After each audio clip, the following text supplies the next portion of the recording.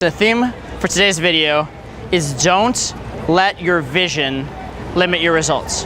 Okay, many people seem to focus all their effort on, they set a goal, they try and achieve it, and what are the steps to achieving a goal, etc., etc. What I want to talk about is a little more meta than that. I want to talk about deciding on the proper goals for yourself, deciding on goals that are big enough for you. Because the greatest tragedy in life, to me, has never been the idea of not achieving your goals. It's been the idea of achieving your goals but setting them too low. Setting goals that are too attainable, and then you achieve them. And the funny thing is, you'll be content with that shallow victory. You'll be content because you don't feel the negative emotion of failure, but you won't have achieved what you could have in life. And it'll be this sort of like subtle, slow, easy, soft failure that will never affect you emotionally, but you will die with your song still inside of you, all right? One of the things that really brought this home to me was back in the day when we used to play poker. I went to my poker coach one day, and I said, I'm playing really well. I've been watching all the hands that I'm losing. I'm not giving away any bets. I'm not losing any extra money. And he said, well, that's cool, but I'm sure you're losing lots of money on the hands that you're winning. I'm sure you're not getting maximum value all the time either, the way you're playing. And I thought that was a really interesting concept. The idea that we notice when we make overt mistakes, we notice when we have failures, but we don't notice when we succeed but don't succeed enough, when we don't set our standards high enough. So that's what I'm gonna talk to you about in this video. Why is it that we tend to set our sights too low as human beings? Basically, there are three main reasons. First of all, there's a main human drive to try and avoid pain more so than to seek pleasure. This comes from evolution. It comes from the fact that in the environment in which we evolved, every single day we were faced with literally danger and death. So the first priority was stay alive, avoid pain, avoid negative consequences, don't seek pleasure. However, nowadays in the modern world, we're in a situation where we actually have the resources to self-actualize. We are in a situation where we aren't at risk on a daily basis of dying. And so things are categorically different, and those impulses no longer serve us. However, there still remains to this day that inclination to try and avoid pain first, seek pleasure later. And we need to overturn that in order to be at our absolute best. We need to seek the maximum rather than avoid the pain along the way. That's reason number one. Reason number two is due to the economic theory of opportunity cost, which basically says that we notice what happens in our lives, but we don't notice what doesn't happen or what could have happened in our lives. So we notice if we try to go after something huge and we fail, we feel that failure. We feel that loss. However, if we go after something little and succeed, we feel a positive, we feel that success. What we don't notice is the massive, incredible feeling, the incredible success that could have come if we really strove for something great, because that's a non-entity, that's a non-happening, all right? So we notice what happened in the world, but we didn't notice what could have happened. So that leads us to try and seek these sort of like mundane, slightly positive experiences as opposed to going for the big positive. And the third one, honestly, is probably laziness. It's so much easier to not expend the energy. It's so much easier to stay within your comfort zone. It's so much easier not to strive for something great. And so those are the reasons why we'll take the shallow victory. We'll take that little boost of a positive chemical in our body as opposed to the chance of the very big success or the very big failure. And that is what holds us back. Now, in a certain sense, that's smart in a lot of areas. For example, if you're trying to go get an education and get a solid job, that makes total sense. It's a lot wiser decision for most people than trying to go make it as like a star athlete, the big risk, big reward.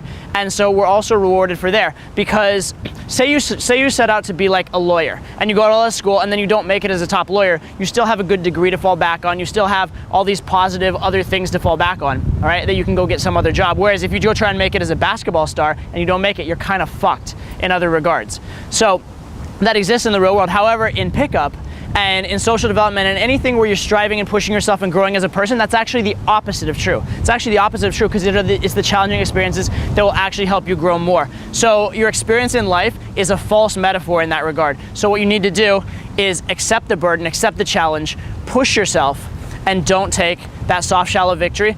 Recognize that the painful processes, the negatives, are actually sometimes the highest positives.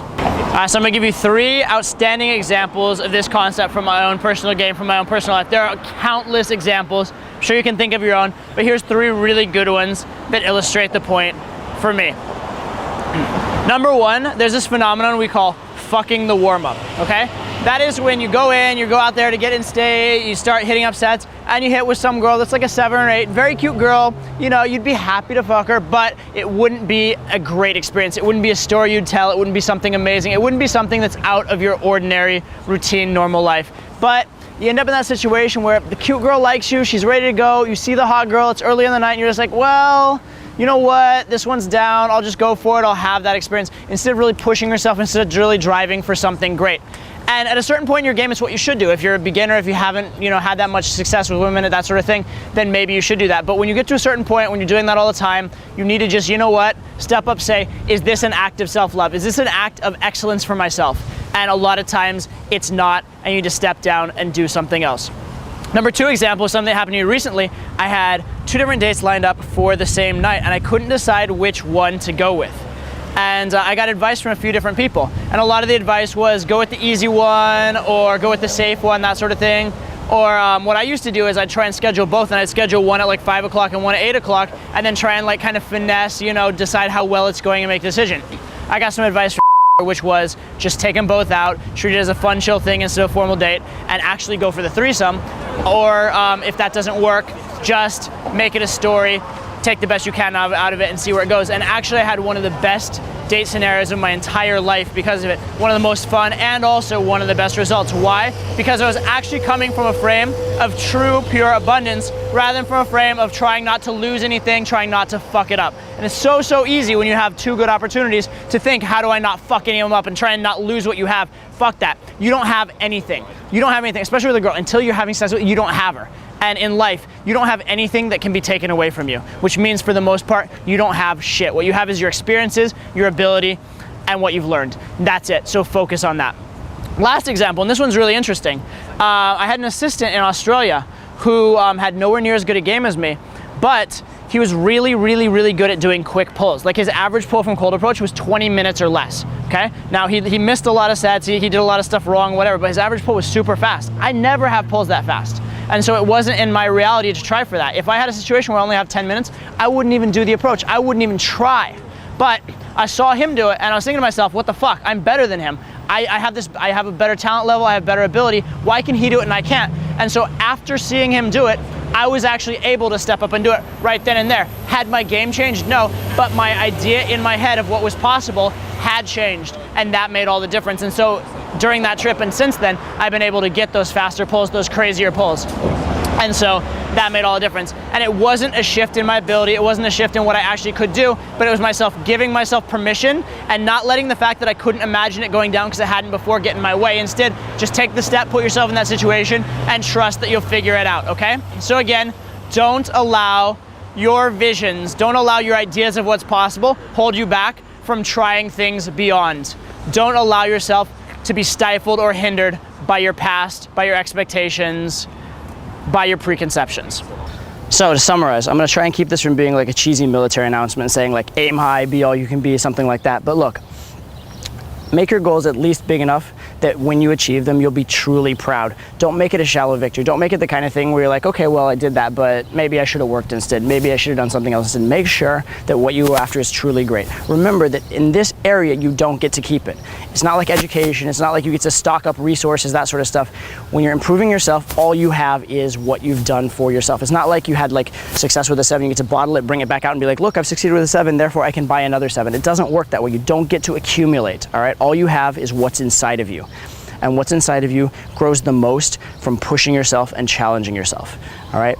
I always say it's better for the soul to fail with a 10 than to succeed with a 7, and I strongly hold to that. It really is. Even if you fail, you will have grown, you have learned better lessons. If you just succeed with another 7 or another what's capable, what you normally can get, it won't be a memorable experience for you. It won't be something you'll talk about when you're 80, and it won't be something you will grow from because it won't have given your brain new information. So do it. Go after the big thing. Even if you fail, it's better for you in the long run, at least in this area of life. Not in all areas of life, but at least here, it is the better solution, okay? 2 ideas that I always kind of keep in my mind, 2 phrases sort of, to help me there. First is this an act of self-love? Is this an act of self-love? Okay. Will you feel better about yourself for having done this? Will you feel better about yourself for having tried? Will you feel better about yourself for having succeeded?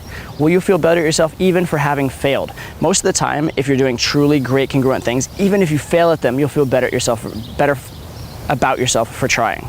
Right? That's the true indicator. Is this an act of self-love? Is this an act of me being my best self and expressing that and not rejecting myself? So many guys go through life rejecting themselves, rejecting the idea that they can do something great, and instead settling for something mediocre and having those successes and avoiding the negative emotion of a failure, but never really having the emotion of greatness, okay? So, is it an act of self-love? And then secondly, what would I do if I had total abundance, okay? I encourage you to be in the game for life. Never quit, never be complete. Even if you get married, even if you get a girlfriend, still keep self-improving and still keep going out, still keep talking to people, still keep understanding the social matrix better. Be in the game for life. If you do that, there will come a time, whether it be a year, 5 years, 10 years from now, where you will have essentially total abundance. You will have the ability to have the type of people in your life you want anytime you want. When that is the case, you will act differently. You would not even bother spending time with someone that's beneath you, someone that is not going to excite you, right? So don't start now. Start working on what you actually plan to achieve down the road rather than take the little shallow victories along the way, okay? That's it. Till next time, go hard, set your sights high. Do not let your vision narrow your results.